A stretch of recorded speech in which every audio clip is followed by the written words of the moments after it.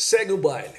Então, voltando à pergunta, né, se é possível ajuizar uma ação rescisória, né, contra uma decisão interlocutória, eu respondo que sim, né, desde que ela seja uma decisão interlocutória de mérito e desde que nela esteja contido um dos vícios legais que possibilitam o ajuizamento de uma ação rescisória. Então, se o juiz, por exemplo, ele julgou antecipadamente parcela incontroversa do mérito e ele deu continuidade à ação para analisar os demais pedidos, né, desde que essa decisão interlocutória tenha sido proferida, né, por um juiz, por exemplo, impedido, que é um dos vícios que permite o ajuizamento da ação rescisória, né, é possível desconstituir, pretender a desconstituição dessa decisão, né, no tribunal. Né? Também cabe o ajuizamento da ação rescisória, né, contra acórdão, que na maioria das vezes se constitui na última palavra do judiciário a respeito do assunto. Agora, é muito importante nós analisarmos o conteúdo. O conteúdo da decisão é fundamental para o cabimento ou não da ação rescisória. Então vamos imaginar, por exemplo, que o João Maria ele tenha ajuizado uma ação de cobrança contra Maria João, cobrando em nome próprio uma dívida pertencente ao seu filho que é maior de idade. O juiz, né, deu seguimento a essa ação e ao final julgou procedente o pedido de cobrança, condenando a Maria João a pagar para o João Maria a importância que estava sendo cobrada em juízo. A Maria João, ela apelou. E lá no tribunal, o tribunal por acórdão extinguiu o feito sem resolução do mérito, porque entendeu que o João Maria é parte ilegítima para figurar como autor dessa ação, uma vez que a dívida pertence ao seu filho, que é maior de idade.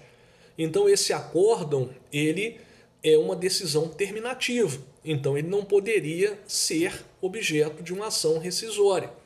Então isso é fundamental.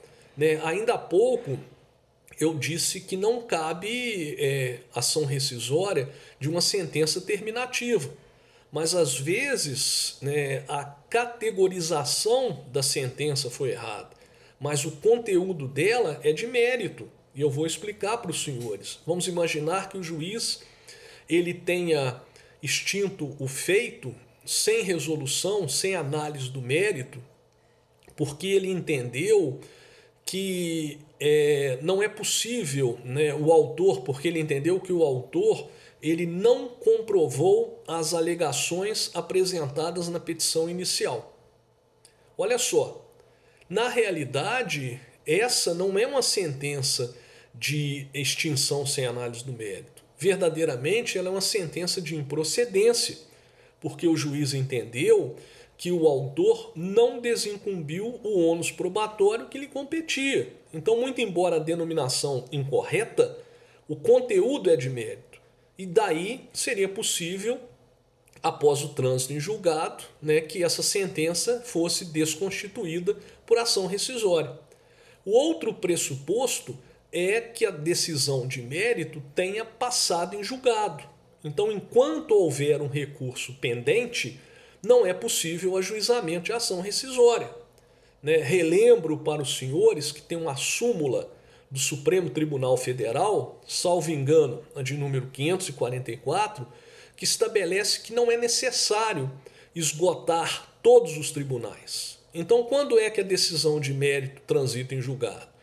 Quando ela esgotou o prazo para o recurso, quando se esgotaram os recursos ou quando foi superada aquela situação da remessa necessária nas situações em que ela é exigida como condição de eficácia da sentença. Então, enquanto a decisão não passou em julgado, né, não cabe o ajuizamento da ação rescisória. né? As causas de rescindibilidade da ação rescisória são previstas em números clausus, ou seja, em rol taxativo, no CPC, artigo 966. Então isso significa dizer que não se permite interpretação ampliativa por parte do magistrado. Só é possível o ajuizamento da ação rescisória diante daquelas situações elencadas no 966. E se os senhores efetuarem a leitura dos vícios contidos no 966, né, os senhores perceberão que, ora, eles são de índole formal, ora, eles são de índole material. Agora, o que é mais importante, em nenhum dessas situações, desses vícios, está contemplada a injustiça da decisão de mérito. Então, a injustiça da decisão de mérito, ela não comporta o ajuizamento de uma ação rescisória. Um grande abraço e na próxima aula nós continuamos com o tema. Muita paz e muita luz para todos os senhores.